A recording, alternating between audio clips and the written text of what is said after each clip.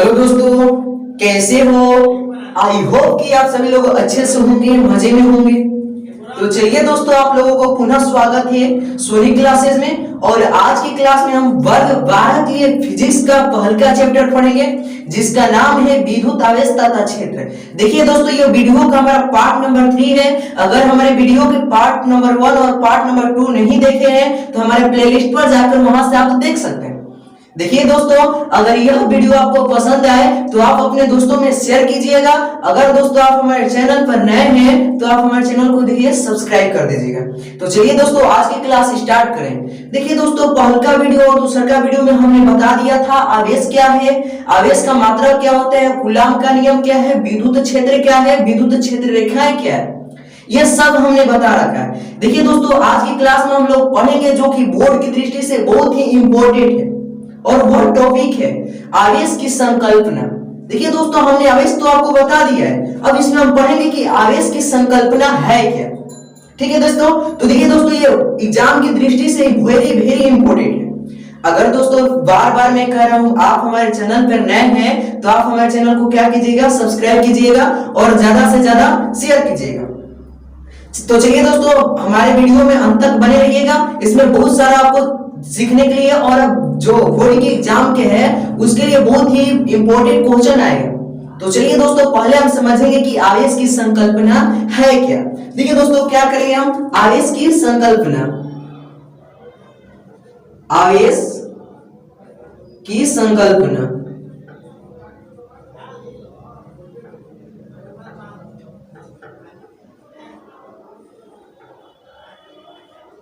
देखिए दोस्तों, आवेश की संकल्पना होता है क्या। तो देखिए दोस्तों, आवेश की संकल्पना जो होता है इलेक्ट्रॉन के माध्यम से दिया जाता है। आवेश की संकल्पना जो होता है इलेक्ट्रॉन के माध्यम से दिया जाता है, क्योंकि इलेक्ट्रॉन एक वस्तु से दूसरे वस्तु में स्थानांतरण होता रहता है। हमने आपको ये पहले ही बता रखा है। देखिए दोस्तों, इलेक्ट्रॉन क्या होता है, इलेक्ट्रॉन किसी वस्तु में क्या होता है, स्थानांतरण होता रहता है, यानी रासायनिक अभिक्रिया में क्या रहता है, वह भाग लेता है। तो देखिए दोस्तों, आवेश की संकल्पना क्या होता है, तो आवेश की संकल्पना इलेक्ट्रॉन के आधार पर दी जाती है। देखिए, यदि कोई वस्तु अपने इलेक्ट्रॉनों को त्याग देता है, मान लीजिए कोई वस्तु है और अपने इलेक्ट्रॉनों को त्याग करता है, तो वह धनात्मक आवेश, धनात्मक हो जाता है। और एक वस्तु वह होता है जो इलेक्ट्रॉनों को प्रारंभ करता है, मतलब इलेक्ट्रॉनों को लेता है, उस पर ऋणात्मक आवेश आ जाता है। देखिए दोस्तों, आवेश हम बताएं आवेश दो प्रकार का होता है, एक होता है ऋणात्मक आवेश, एक होता है धनात्मक आवेश। देखिए दोस्तों, जो आवेश की संकल्पना होती है वो इलेक्ट्रॉन के आधार पर दी जाती है। क्या दोस्तों, आवेश की जो संकल्पना होती है किसके माध्यम से दी जाती है, इलेक्ट्रॉन के माध्यम से दी जाती है। तो देखिए दोस्तों, हम आवेश की संकल्पना में क्या बोल सकते हैं और इसका क्या डिफिनेशन निकाल सकते हैं। तो देखिए, यदि कोई वस्तु अपने इलेक्ट्रॉनों को त्याग कर धनायन आयन बनाता है तो वो क्या होता है, उस पर धनात्मक आवेश होता है। मान लीजिए हम अपने कोई वस्तु हम अपना त्याग कर रहे हैं, हम किसी को दे रहे हैं, तो हम पर धनात्मक आवेश आएगा, और जो ले रहा है, मतलब जो कोई वस्तु ले रहा है उस पर ऋणात्मक आवेश आएगा। मान लीजिए यहाँ पर मान लेते हैं ए एक व्यक्ति है, ए क्या है, व्यक्ति है, और बी एक भी क्या है, व्यक्ति है, बी क्या है, एक व्यक्ति है। हम मान लेते हैं कि दोस्तों ए के पास बहुत सारा रुपया है और बी के पास बहुत कम रुपया है। ठीक है, तो देखिए ए जो व्यक्ति है, मान लीजिए इसको कुछ रुपया दे दिया, मतलब ए व्यक्ति बी को कुछ रुपया दिया, तो यह क्या हुआ, ये जो बी हुआ इस पर तो ऋणात्मक हुआ, मतलब ये तो कर्जदार तो हुआ। मान लीजिए ए व्यक्ति है, बी व्यक्ति को कोई रुपया दे दिया तो वह ऋणात्मक हो जाता है, मतलब उस पर कर्ज हो जाता है, और ये क्या हो जाता है, ये प्लस में हो जाता है, मतलब ये क्या हो जाता है, कर्ज को देने वाला होता है, मतलब ये कर्ज को देता है इसको, ये कर्ज लेता है, तो मतलब ये जब कर्ज लेता है तो इस पर क्या होता है, माइनस में चला जाता है, ऋणात्मक में चला जाता है, ये जानते हैं। और जब ये देता है, ये इसको दे दिया तो ये क्या होता है, प्लस का होता है, मतलब ये किसी को दिया है। ठीक, आवेश वही होता है। आवेश हम जानते हैं कि इलेक्ट्रॉन, देखिए आवेश क्या होता है हमने आपको बता रखा है। तो देखिए, आवेश की संकल्पना में हम क्या बोल सकते हैं, आवेश की संकल्पना इलेक्ट्रॉन के आधार पर दी जाती है। देखिए दोस्तों, आवेश की संकल्पना किसके आधार पर दी जाती है, इलेक्ट्रॉन के आधार पर, इलेक्ट्रॉन के आधार पर। आधार पर। देखिए दोस्तों, जो आवेश की संकल्पना होती है इलेक्ट्रॉन के आधार पर दी जाती है। यदि कोई वस्तु इलेक्ट्रॉन को त्याग करता है, यदि कोई वस्तु इलेक्ट्रॉन को त्याग करता है तो उस पर ऋणात्मक आवेश हो जाता है। यदि कोई वस्तु इलेक्ट्रॉन को ग्रहण करता है, मतलब ये कोई वस्तु है इलेक्ट्रॉन को त्याग कर दिया, मतलब ए इलेक्ट्रॉन को दे दिया बी को, तो इस पर क्या होगा, ऋणात्मक आवेश होगा, और ये जो दे दिया है इस पर क्या होगा, प्लस आवेश होगा, मतलब धनात्मक आवेश होगा। फिर से समझिए, जब कोई वस्तु किसी दूसरे वस्तु को इलेक्ट्रॉन देता है तो उस पर धनात्मक आवेश होता है। जब कोई वस्तु किसी दूसरे वस्तु से इलेक्ट्रॉन को ग्रहण करता है तो उस पर क्या होता है, ऋणात्मक आवेश होता है। या फिर आप ऐसे भी बोल सकते हैं, आप फिर ऐसे भी बोल सकते हैं कि जो वस्तु इलेक्ट्रॉन को त्याग करता है उस पर धनात्मक आवेश होता है, और जो वस्तु इलेक्ट्रॉन को ग्रहण करता है उस पर क्या होता है, ऋणात्मक आवेश होता है। ये आप सीधे सीधे जानते हैं। मान लीजिए आपको कोई पैसा दिया तो आप उसके कर्जदार हुए, और जो आपको वो पैसा व्यक्ति दिया है वह धनात्मक में होगा, मतलब आपको जो है कर्ज उसको कभी ना कभी चुकाना पड़ेगा। ठीक उसी प्रकार आवेश की संकल्पना में होता है। यदि कोई वस्तु इलेक्ट्रॉन को त्याग करता है तो उस पर धनात्मक आवेश होता है। यदि कोई वस्तु इलेक्ट्रॉन को ग्रहण करता है तो उस पर क्या होता है, ऋणात्मक आवेश होता है, जो कि हमारा होता है इलेक्ट्रॉन की संकल्पना। मतलब आवेश की संकल्पना इलेक्ट्रॉन के आधार पर दी जाती है।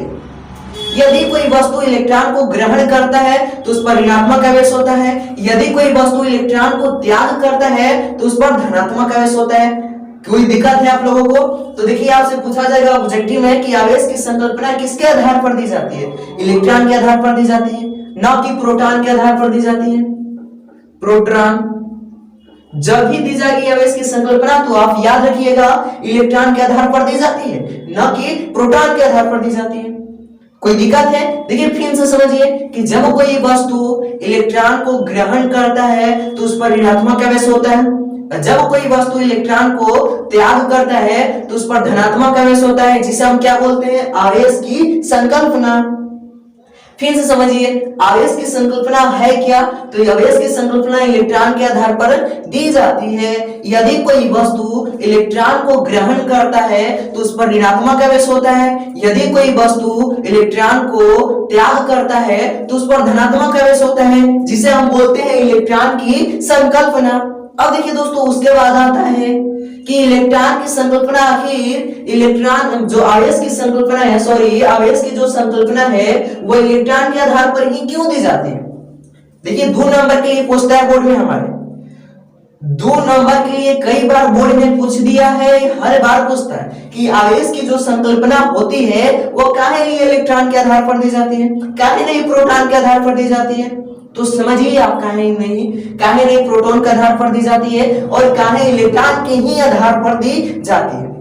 तो देखिए दोस्तों, हमने इलेक्ट्रॉन में आपको 2 इलेक्ट्रॉन बताया था, एक कोर इलेक्ट्रॉन,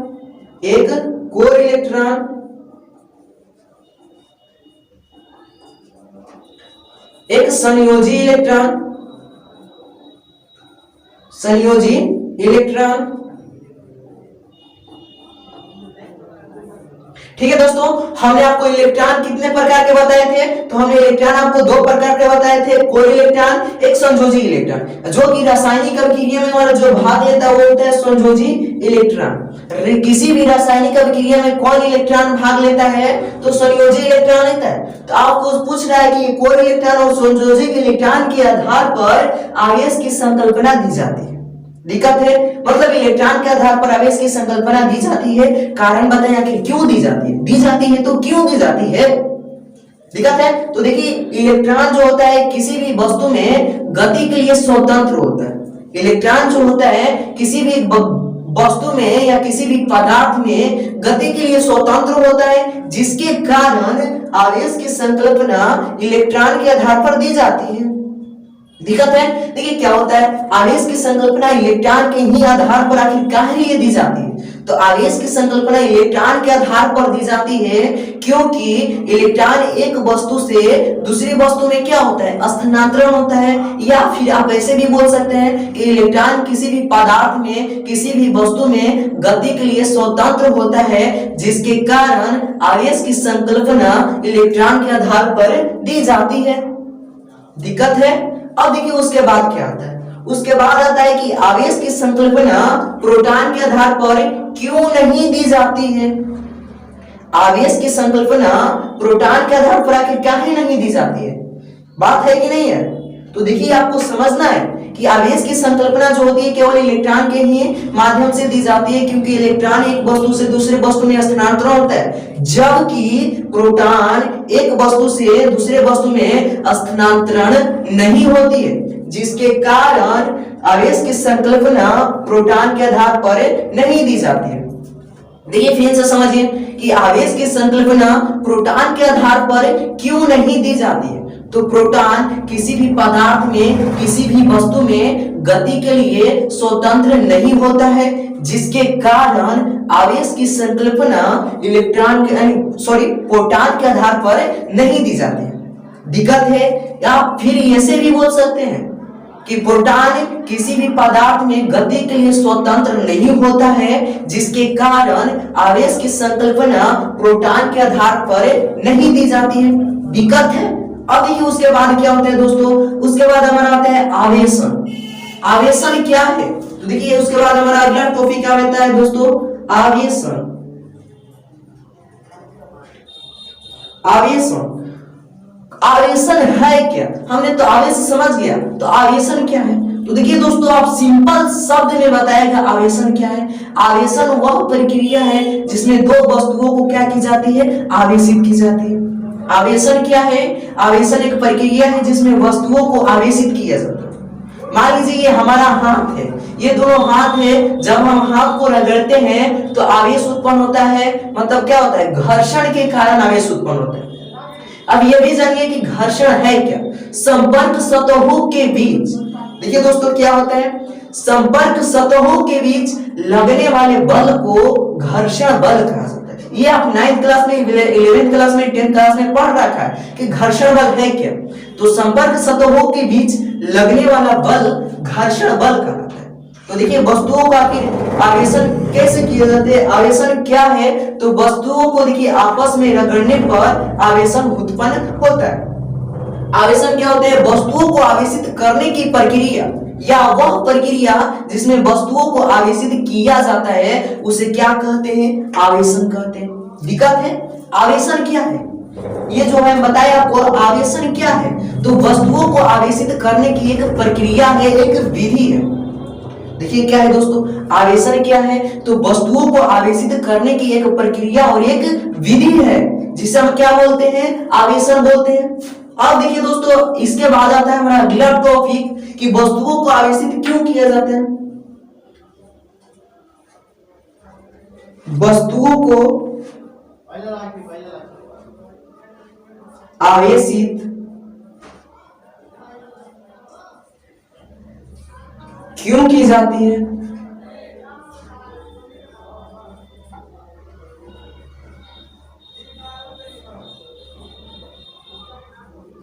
देखिए दोस्तों उसके बाद हमारा अगला टॉपिक आता है कि वस्तुओं को आवेशित आखिर क्यों की जाती है, आखिर हम कहें ये वस्तुओं को आवेशित करते हैं। तो देखिए सिंपल शब्द में बताइएगा या सिंपल समझ में समझने का कोशिश कीजिएगा। देखिए कभी भी हम वस्तुओं को आवेशित करते हैं तो एक हम देखते हैं, एक प्लस का हो जाता है, एक माइनस का हो जाता है। आखिर क्या है ये, मतलब किसी में ना किसी में इलेक्ट्रॉन की कमी होती है, और वही इलेक्ट्रॉन की कमी को पूरा करने के लिए हम क्या करते हैं, वस्तुओं को आवेशित करते हैं। मान लीजिए आपके घर में बहुत सारे परिवार रहते हैं, आपके परिवार में कई प्रकार के लोग रहते हैं, कोई कमाते होंगे, कोई नहीं कमाते होंगे। तो देखिएगा ऐसे क्या होता है, कभी कभी होता है कि कोई जो कमाते हैं वो नहीं कमाते हैं, तो जो कमाते हैं वो जो नहीं कमाते उसको भी खिलाते हैं। तो हमारा वही प्रक्रिया होता है वस्तुओं को आवेशित करने में कि जिस वस्तु में आवेश की कमी मतलब इलेक्ट्रॉन की कमी होती है, जो वस्तु में इलेक्ट्रॉन की कमी होती है उस इलेक्ट्रॉन को पूरा करने के लिए हम वस्तुओं को आवेशित करते हैं। मान लीजिए हमारे पास दो वस्तु है तो हम वस्तुओं को आवेशित कहाँ लिए करेंगे? मान लीजिए हमारा एक स्केच पेन है और इस पेन के खोपी है, तो हम इस वस्तुओं को कहाँ लिए आवेशित करेंगे? तो मान लीजिए अगर इस वस्तु में ज्यादातर इलेक्ट्रॉन है और इस वस्तु में कम इलेक्ट्रॉन है, तो जब हम दोनों को आपस में रगड़ेंगे तो इस प्लस वाला आवेश में से इलेक्ट्रॉन निकलकर धनात्मक मतलब ऋणात्मक आवेश में चले आ जाएंगे। मतलब इसमें भी आवेश पूरा हो जाएगा और इसमें भी मतलब इसमें भी इलेक्ट्रॉन की संख्या बराबर हो जाएगी और इसमें भी इलेक्ट्रॉन की संख्या बराबर हो जाएगी। अर्थात हम बोल सकते हैं कि वस्तुओं को आवेशित इसलिए किया जाता है इलेक्ट्रॉनों की संख्या को पूर्ण करने के लिए।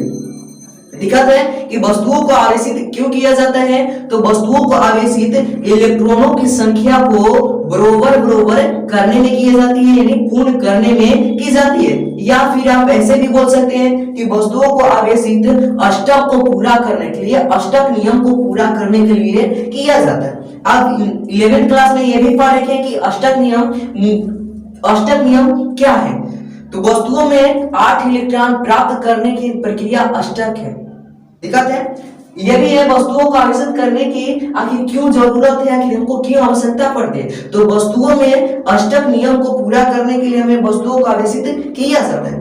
दिक्कत है आवेशन क्या है? तो आवेशन वह प्रक्रिया है जिसके द्वारा वस्तुओं को आवेशित किया जाता है। दिक्कत है। अब चलिए दोस्तों बढ़ते हैं नेक्स्ट टॉपिक की ओर, मतलब अगला पॉइंट की तरफ कि अगला पॉइंट हमारा क्या है। तो देखिए दोस्तों अगला पॉइंट आता है हमारा प्रेरण द्वारा आवेशन। प्रेरण द्वारा आवेशन। आवेशन तो दोस्तों हमने आपको बता दिया कि आवेशन क्या है, वस्तुओं को आवेशित करने की एक प्रक्रिया है। अब उसके बाद आता है प्रेरण द्वारा आवेशन, मतलब वह प्रक्रिया। अब देखिए प्रेरण द्वारा आवेशन क्या है? वह प्रक्रिया जिसमें कोई आवेशित वस्तु द्वारा अनावेशित वस्तु पर स्पर्श किए बिना विपरीत प्रकृति का आवेश उत्पन्न कर दिया जाता है, उसी को बोलते हैं हम प्रेरण द्वारा आवेशन।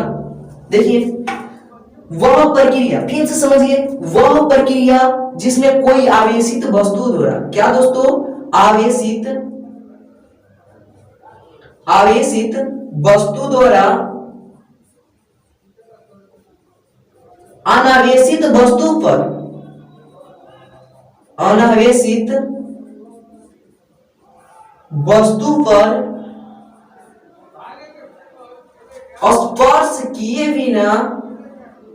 स्पर्श किए बिना विपरीत प्रकृति का आवेश उत्पन्न कर दिया जाता है, उसी को बोलते हैं हम प्रेरण द्वारा आवेशन। फिर से समझिए, वह प्रक्रिया या वह आवेशन की प्रक्रिया जिसमें कोई आवेशित वस्तु द्वारा अनावेशित वस्तु पर स्पर्श किए बिना विपरीत प्रकृति का आवेश उत्पन्न कर दिया जाता है, उसी को बोलते हैं हम प्रेरण द्वारा आवेशन। दिक्कत है? पुनः समझिए कि जब कोई आवेशित वस्तु द्वारा अनावेशित वस्तु पर स्पर्श किए बिना विपरीत प्रकृति का आवेश उत्पन्न कर दिया जाता है, उसी को बोलते हैं हम प्रेरण द्वारा आवेशन। अब देखिए दोस्तों वस्तुओं को आवेशित कैसे किया जाता है, अगला टॉपिक हमारा क्या है दोस्तों?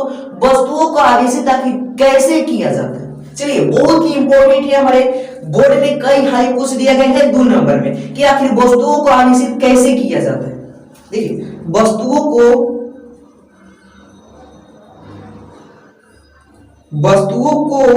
आवेशित कैसे किया जाता है। देखिए दोस्तों वस्तुओं को आखिर आवेशित कैसे किया जाता है, तो देखिए दोस्तों आप सिंपल शब्द में बताइएगा, सिंपल वर्ड में बताइएगा। क्या बताइएगा कि वस्तुओं को आवेशित वस्तुओं को आपस में रगड़कर किया जाता है। फिर से समझिए कि वस्तुओं को आवेशित कैसे किया जाता है, तो वस्तुओं को आपस में रगड़कर वस्तुओं को आवेशित किया जाता है। दिक्कत है? फिर से समझिए कि वस्तुओं को आपस में रगड़कर वस्तुओं को क्या किया जाता है, आवेशित किया जाता है। दिक्कत है, मान लीजिए ये हमारा क्या है, ये दोनों हमारा हाथ है, हम जब इसको आवेशित करेंगे तो एक दूसरे में क्या करेंगे, रगड़ेंगे। जब हम रगड़ेंगे तो एक क्या हो जाएगी, हमारे ये हाथ आवेशित हो जाएगी, मतलब इस पर आवेश उत्पन्न हो जाएगा। आप एक प्रयोग कर देखिएगा, आप दोनों हथेली को आप आपस में रगड़िएगा, जब रगड़िएगा तो वह घर्षण के कारण ऊष्मा उत्पन्न करेगा, मतलब हमको गर्माहट की एहसास कराएगा, अनुभव कराएगा, मतलब वो क्या हो जाता है, आवेशित हो जाता है। क्योंकि हम जानते हैं कि आवेश जो आवेशित हो जाता है कोई वस्तु, तो उसमें क्या होता है, ऊष्मा का हमें एहसास होने लगता है, महसूस होने लगता है। मतलब वस्तुओं को आवेशित कैसे किया जाता है, तो वस्तुओं को आपस में रगड़कर आवेशित किया जाता है। दिक्कत है, वस्तुओं को आवेशित कैसे किया जाता है, तो वस्तुओं को आपस में रगड़कर आवेशित किया जाता है। चलिए दोस्तों, अगर आप स्क्रीनशॉट लेना चाहते हैं तो स्क्रीनशॉट ले सकते हैं। चलिए दोस्तों, स्क्रीनशॉट ले लें। चलिए दोस्तों, आशा है कि आपने स्क्रीनशॉट ले लिया होगा। चलिए बढ़ते हैं नेक्स्ट टॉपिक की ओर, और उस अगला पॉइंट क्या है ये हम समझते हैं। कोई वस्तु, अब चलिए दोस्तों हम क्या करते हैं, अगला टॉपिक डालते हैं। कोई वस्तु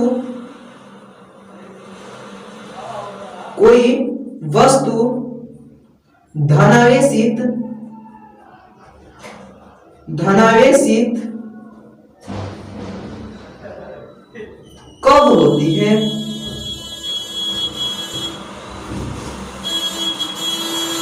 देखिए दोस्तों, अब हमें अगला टॉपिक है, अगला पॉइंट हमें यह समझना है कि कोई वस्तु धनावेशित कब होती है, यानी कोई वस्तु कब धनावेशित हो जाती है। तो देखिए दोस्तों, जब कोई वस्तु कब धनावेशित होती है ये हमें समझना है। तो आप सिंपल शब्द में बता सकते हैं कि वस्तु अपने इलेक्ट्रॉनों को त्याग कर, कोई भी वस्तु है, दुनिया की जितनी सारी वस्तु है, जब वो अपने इलेक्ट्रॉनों को त्याग कर देती है तो उस पर धनात्मक आवेश हो जाता है, प्लस चार्ज आ जाता है। देखिए दोस्तों, फिर से समझिए, दुनिया में जितने सारे वस्तु है, विश्व में, संसार में, पृथ्वी पर जितना सारा वस्तु है, जब वो अपने इलेक्ट्रॉनों को त्याग कर देती है, दान कर देती है, फिर से समझिए, पृथ्वी पर जितना सारा वस्तु है, या वे सभी वस्तु या वे सभी पदार्थ जो अपने इलेक्ट्रॉनों को त्याग देता है, उस पर क्या होता है, धनात्मक आवेश होता है, यानी वो धनावेशित हो जाती है। कोई वस्तु अपने इलेक्ट्रॉनों को त्याग कर क्या हो जाती है दोस्तों, धनावेशित हो जाती है। दिक्कत है, कोई वस्तु अपने इलेक्ट्रॉनों को त्याग कर धनावेशित हो जाती है, दान कर धनावेशित हो जाती है। दिक्कत है। अब देखिए दोस्तों, यहीं से एक और प्रश्न पूछा जाता है, और वह प्रश्न है क्या, ये हम आपको बता रहे हैं। देखिए दोस्तों, यहीं से एक और प्रश्न पूछा जाता है कि कोई वस्तु कब ऋणावेशित हो जाती है, कोई वस्तु कब ऋणावेशित हो जाती है, ये आपको बताना है कि दोस्तों कोई वस्तु, जैसे ये वस्तु था कि धनावेशित हो जाती है, उसी प्रकार एक और वस्तु होता है कि वह ऋणावेशित हो जाती है। आखिर कैसे होती है, कब होती है? तो जब आप बोलते थे कि जब कोई वस्तु अपने इलेक्ट्रॉनों को त्याग कर क्या हो जाती है, वो धनावेशित हो जाती है, तो अपोजिट उसका बोल दीजिएगा, क्या बोलिएगा कि कोई वस्तु इलेक्ट्रॉनों को ग्रहण कर, कोई वस्तु इलेक्ट्रॉनों को ग्रहण कर लेकर क्या हो जाती है, ऋणावेशित हो जाती है, वो कर्जदार हो जाती है। फिर से समझिए कि कोई वस्तु कब ऋणावेशित होती है, तो दोस्तों कोई वस्तु तब ऋणावेशित हो जाती है जब वो इलेक्ट्रॉनों को क्या करती है, ग्रहण करती है, लेती है। कोई वस्तु इलेक्ट्रॉनों को ग्रहण कर यानी कि इलेक्ट्रॉनों को लेकर क्या हो जाती है, ऋणावेशित हो जाती है, उस पर ऋणात्मक आवेश हो जाता है, वो कर्जदार हो जाती है।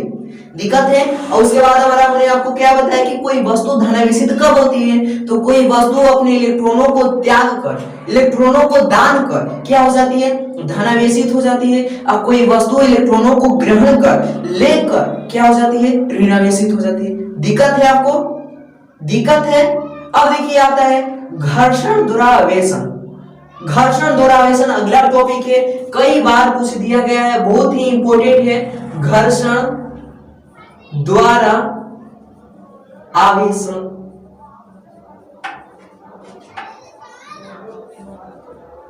अब देखिए दोस्तों, ये तो हमारा प्रेरण द्वारा आवेशन था। अब उसके बाद आ गया हमारा क्या, घर्षण द्वारा आवेशन।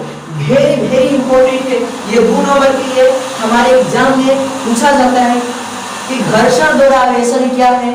यानी जब दो वस्तुओं को संपर्क में ले आया जाता है, रगड़ा जाता है, तो उसके फल स्वरूप जो आवेश उत्पन्न होता है उसी को बोलते हैं घर्षण द्वारा आवेशन। मतलब वह प्रक्रिया जिसमें कोई आवेशित वस्तु द्वारा दूसरे की आवेशित वस्तु पर क्या किया जाता है, घर्षण द्वारा आवेश उत्पन्न कर दिया जाता है, उसी को बोला जाता है घर्षण द्वारा आवेशन। मान लीजिए हम अपना तलहथी को एक दूसरे के संपर्क में रगड़ रहे हैं, तो उस पर एक आवेश उत्पन्न हो रहा है। मतलब इस पर क्या हो जाता है, एक पर प्लस आवेश होता जाता है, एक पर ऋणात्मक आवेश हो जाता है, जिसके कारण हम बोलते हैं कि ये घर्षण द्वारा आवेशन है।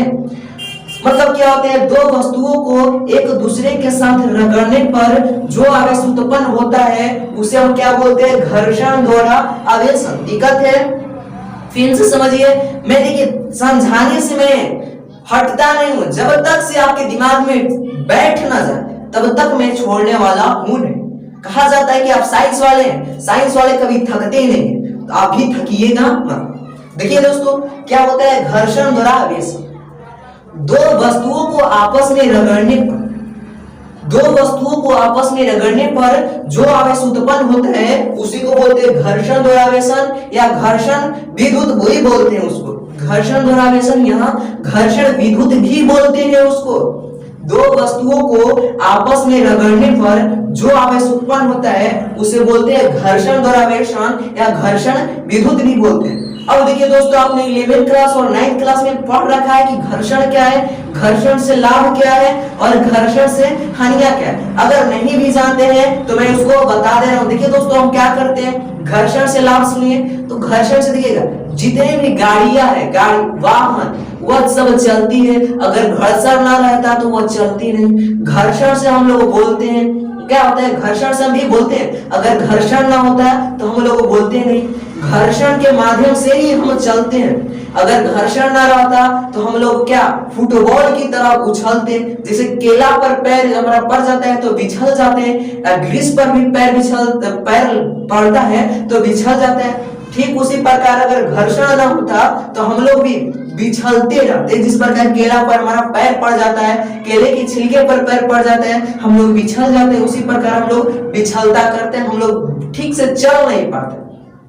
ये हुआ हमारा घर्षण से लाभ। घर्षण की परिभाषा हमने कुछ देर पहले ही बताया कि दो वस्तुओं, माने जब वस्तु एक दूसरे के संपर्क में आती है तो संपर्क सतहों के बीच जो बल लगता है उसी को घर्षण बोलते हैं। घर्षण मतलब रगड़ना, वो आप उसको क्या करते हैं, रगड़ कर कोनो प्रक्रिया करते हैं। दिक्कत है।